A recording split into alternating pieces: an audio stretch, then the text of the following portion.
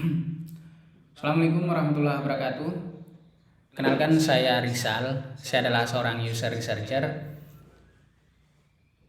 User researcher itu apa? Dia adalah orang yang meneliti kebutuhan pengguna. Jadi dari namanya ya periset pengguna gitu ya. Apa yang kita lakukan? Kita rutinitasnya adalah mencari tahu apa sih sebenarnya yang jadi kebutuhan dari pengguna sebuah produk atau sebuah layanan. Intinya seperti itu. Kenapa dilakukan hal itu? Kenapa sebuah layanan atau sebuah bisnis perlu mencari tahu kesulitan dan kebutuhan dari penggunanya? Agar ya yang pertama, agar layanannya bisa diterima sama target yang dia sasar gitu. Kemudian yang kedua, agar dia benar-benar bisa hadir sebagai layanan yang menyelesaikan masalah.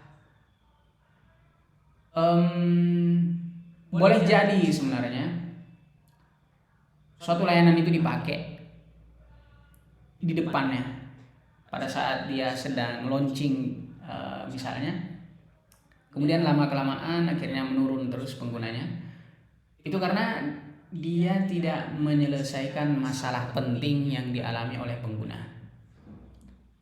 Ataukah misalnya ada juga sebenarnya satu produk yang dikonsumsi secara terus-menerus tetapi menimbulkan masalah gitu.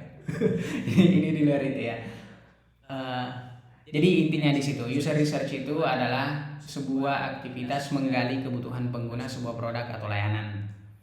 Nah, di channel ini saya ingin berbagi tentang pentingnya user research, siapa saja yang bisa melakukan user research, dan bagaimana caranya. Jadi mungkin dari saya juga terbatas ya, karena sekarang juga masih sebagai researcher dan masih belajar. Tetapi apa yang saya tahu dan saya pelajari sebelumnya, itu yang ingin saya bagikan kepada teman-teman, agar teman-teman yang ingin mendalami aktivitas user research atau yang punya bisnis dan ingin menjadikan kegiatan riset pengguna itu sebagai bagian yang tidak terpisahkan dari aktivitas bisnisnya teman-teman, itu saya bisa memberikan manfaat lah dan bisa berbagi ke kalian gitu.